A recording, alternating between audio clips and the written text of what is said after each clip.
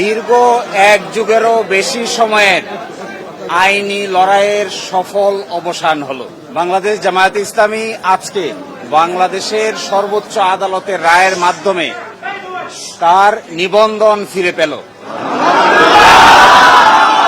রাজনৈতিক উদ্দেশ্যে দায়েরকৃত মামলার মাধ্যমে জামায়াতের নিবন্ধন কেড়ে নেওয়া হয়েছিল। আজকের এই রায়ের মাধ্যমে বহুদলীয় গণতান্ত্রিক এবং অংশগ্রহণমূলক সংসদ প্রাপ্তি নিশ্চিত হল। আমরা আশা করি এই রায়ের পরে বাংলাদেশে সঠিক নির্বাচনের মাধ্যমে প্রাণবন্ত সংসদ গঠিত হবে।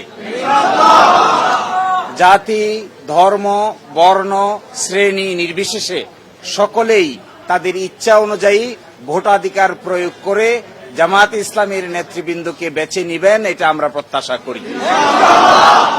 এবং আমরা এটাও প্রত্যাশা করি বাংলাদেশের আগামী সংসদে ইন্টারেস্টিং এবং কনস্ট্রাকটিভ বিতর্ক হবে, যার মাধ্যমে ডেমোক্রেসি একটি স্থায়ী রূপ লাভ করবে।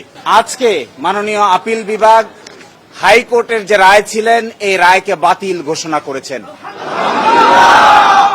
এবং ইলেকশন কমিশনকে নির্দেশনা দিয়েছেন বাংলাদেশ জামায়াতে ইসলামীর রেজিস্ট্রেশন এবং অন্য যে সকল ইস্যু ইলেকশন কমিশনের সামনে আছে বা আসবে সেগুলো যেন দ্রুতই নিষ্পত্তি করেন। এর এই মাধ্যমে আজকে বাংলাদেশ জামায়াতে ইসলামী তার নিবন্ধন ফিরে পেল এবং প্রতীকের ব্যাপারটিও ইলেকশন কমিশনের সামনে রেফার করা হলো আদার ইস্যু হিসেবে। এই জন্য আমরা মামলার শর্ট অর্ডার চেয়েছি। আমরা আশা করি আগামীকালকের মধ্যেই মামলার সংক্ষিপ্ত আদেশ আমরা হাতে পাব। এই সংক্ষিপ্ত আদেশ আমরা ইলেকশন কমিশনের কাছে অ্যাপ্রোচ করব।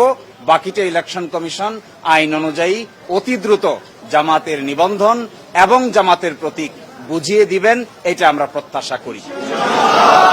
জামাতের রেজিস্ট্রেশন এবং অন্য কোনো ইস্যু যদি ইলেকশন কমিশনের সামনে থাকে তাহলে যেন ইলেকশন কমিশন এটা ডিসপোজ করে। এই অন্য ইস্যু বলতে আমরা বোঝাচ্ছি এটি হলো প্রতীক সংক্রান্ত ইস্যু। আমরা আশা করি ইলেকশন কমিশন নিবন্ধনের ইস্যু নিষ্পত্তি করবেন, একই সাথে অন্য ইস্যু হিসেবে দাঁড়িপাল্লা প্রতীকের ব্যাপারটিও নিষ্পত্তি করবেন। আমরা প্রত্যাশা করি বাংলাদেশ সুপ্রিম কোর্টের সর্বোচ্চ আদালতের রায় চূড়ান্ত। কে কবে কখন প্রশাসনিকভাবে সিদ্ধান্ত নিয়েছেন এগুলো বিচারিক কোনো সিদ্ধান্ত নয়। এই জন্য আমরা প্রত্যাশা করি ইলেকশন কমিশন রায়ের কপি পাওয়ার পরে অবশ্যই দ্রুততম সময়ের মধ্যে এই দুটো বিষয়ের সিদ্ধান্ত নিবেন এবং আমাদের প্রত্যাশা কার্যকর হোক, এটাই আমরা গভীরভাবে বিশ্বাস করি।